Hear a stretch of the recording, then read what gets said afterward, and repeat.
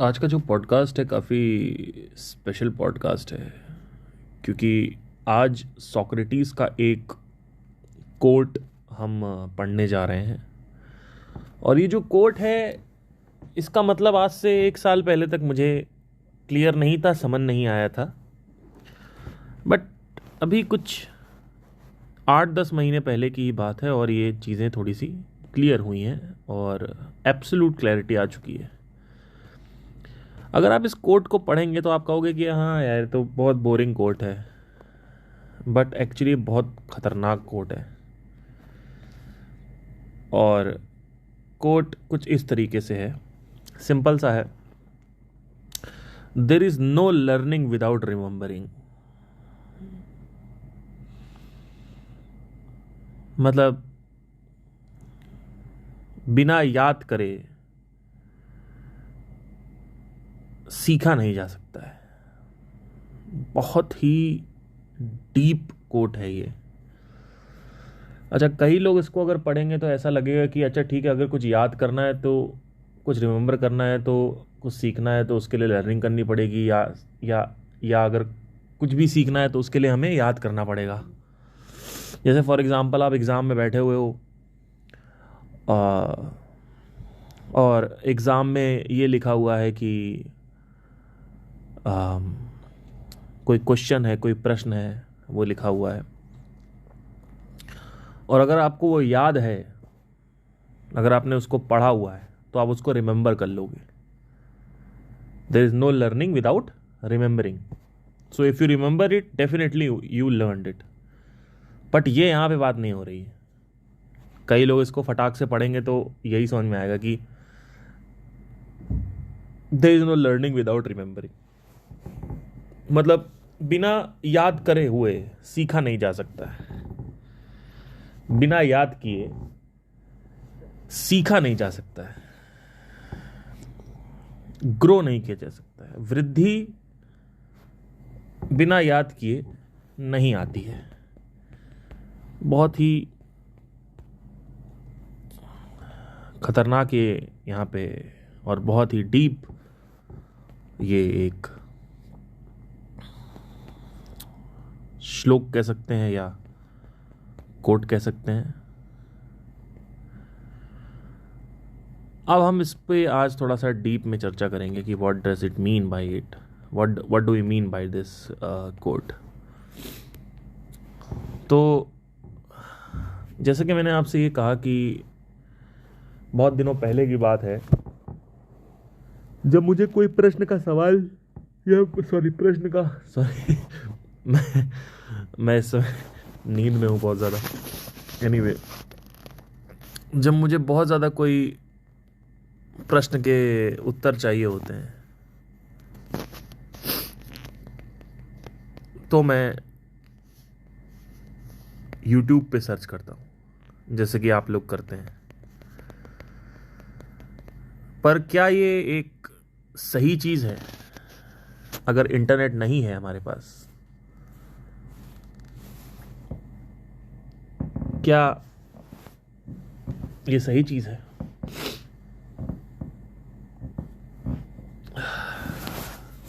नहीं है।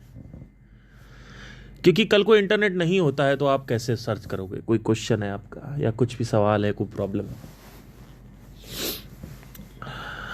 इस कोट का मतलब क्या है, पहले हिंदी में समझते हैं। याद किए बिना कोई सीख नहीं होती है। याद किए बिना कोई सीख नहीं होती है। कि अगर हम कुछ करते हैं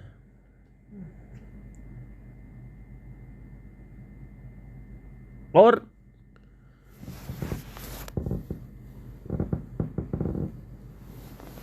उसको आजीवन याद रखते हैं तो ही तो हम वो चीज रिपीट नहीं करेंगे।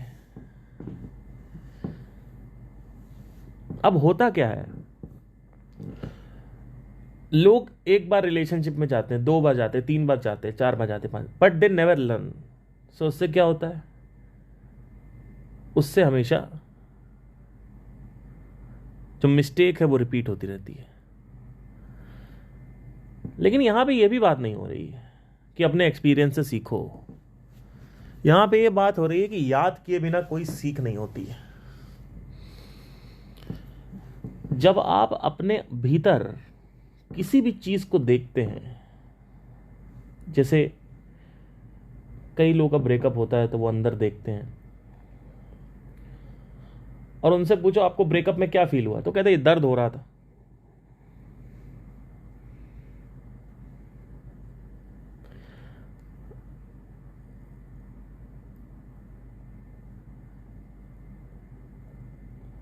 पर अगर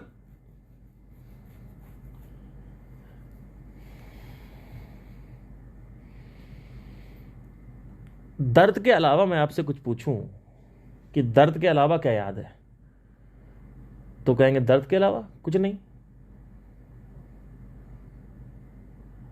लड़की छोड़ के चली गई बस दर्द हुआ था। तो मतलब आपको फीलिंग याद है।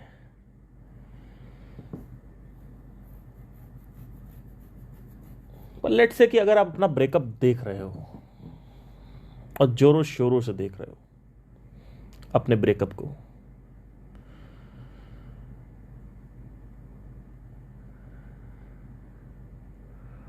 तो आप कहोगे कि यार ये देखने का क्या फायदा, जबकि देखने का सबसे ज्यादा फायदा है। क्योंकि जब आप किसी चीज को देखते हो तो वो आपकी कॉन्शियस मेमोरी में चला जाता है। There are two types of memory, a memory which is remembrance, a memory which is non remembrance. एक मेमोरी वो है जो याद रहती है, एक मेमोरी वो है जो याद नहीं रहती है। तो जो कॉन्शियस मेमोरी है यानी जो सुपरफिशियल मेमोरी है वो ही हमारे हाथ में है। जब हम किसी चीज को देखते हैं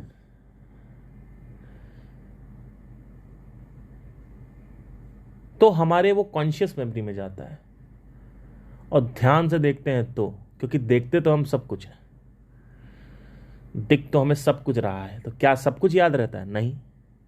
क्या याद रहता है? जिसको ध्यान से देखा जाए। बस सिंपली देखते रहो तो वो कॉन्शियस मेमोरी में चला जाता है। ऐसे ही जब ब्रेकअप होता है तो आप उसको अगर देखते रहो देखते रहो देखते रहो तो ब्रेकअप की स्मृति उतर जाती है। इस कॉन्शियस मेमोरी को वास्तविकता में संस्कृत में स्मृति बोला गया है। स्मृति, स्मृति का मतलब कॉन्शियस मेमोरी से रिलेटेड ही है।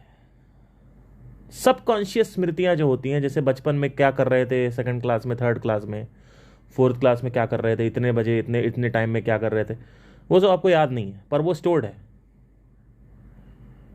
पर याद नहीं है। याद क्या है? वही चीजें जो आपको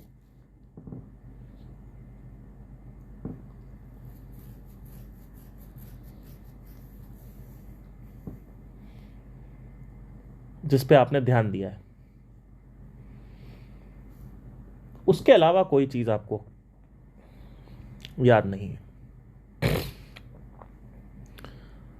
अगर मैं आपसे कहूं कि आप अपने बाएं पैर का अंगूठा देखें तो आप वहां के जो टेम्परेचर है उसको अगर आप नोट करें तो वहां पे आपको ये दिखेगा कि या तो अंगूठा आपका गर्म है या ठंडा है या बीच में है, मीडियम है। और अगर आपको मैं कल दोबारा दिखाऊं, फिर वेडनेसडे को, थर्सडे, फ्राइडे, सैटरडे दिखाऊं, 7 दिन दिखाऊं, और उसके बाद 8वें दिन इसका डेटा आपके मन में चला जाएगा, यानी कॉन्शियस मेमोरी में चला जाएगा। अब 8वें दिन आप ये कह सकते हो कि आज टेम्परेचर पिछले 7 दिन के मुकाबले में कैसा है? तो आपका जवाब आएगा आज थोड़ा ठंडा ज़्यादा है, क्योंकि मैं एसी में बैठा हूं तो ठंडा ज़्यादा है। ठीक है। पर अगर आप पिछले 7 दिन की डेटा को देखो ही नहीं तो, और मैं आपसे सवाल पूछूं कि एक महीने में अंगूठा ठंडा ज्यादा रहता है, गर्म ज्यादा रहता है, या बीच में ज्यादा रहता है? तो आप कहोगे यार पता नहीं, अभी तो ठंडा ज्यादा है। लेकिन एक महीने का डेटा आपके पास अगर आ जाए तो आप एक पैटर्न पकड़ के बोल दोगे सीधा कि हाँ भैया, ज्यादातर बीच में रहता है, यानी बैलेंस टेम्परेचर रहता है। उसका रीजन मैं पूछूंगा तो फिर एक अलग इंटेलेक्ट खुल जाएगी, वो है कि आप टेम्परेचर, आप एसी में बैठते हो तो मीडियम टेम्परेचर रखते हो, तो आपका अंगूठा ठंडा रहता है ज़्यादातर, या गर्म रहता है, या मीडियम रहता है। अब ये डेटा जब आया तो ये डेटा ऑब्जर्वेशन से ही तो आया। क्या ये डेटा बिना ऑब्जर्वेशन के आ गया? विद ऑब्जर्वेशन ही आया। और ये डेटा कहां गया? आपकी कॉन्शियस मेमोरी में।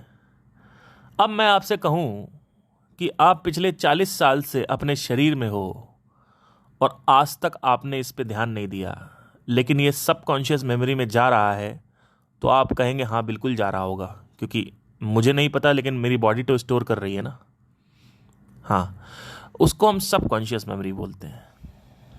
ऐसे ही जब ये बोला जा रहा है कि there is no learning without remembering, वो इसीलिए बोला जा रहा है बिकॉज जब वो आप याद ही नहीं रखोगे, जब वो कॉन्शियस मेमोरी में डेटा आया ही नहीं, तो आप अपने सवालों के जवाब कैसे लाओगे? आप सीखोगे कैसे? आपने एक महीने सीखा कि टेम्परेचर कैसे रहता है, तो आपके एक जवाब आया। वो जवाब क्या था? ठंडा ज्यादा रहता है मैक्सिमम टाइम। ये कैसे आया? ऑब्जर्वेशन से आया। तो ब्रेकअप में भी ऐसे ही होता है।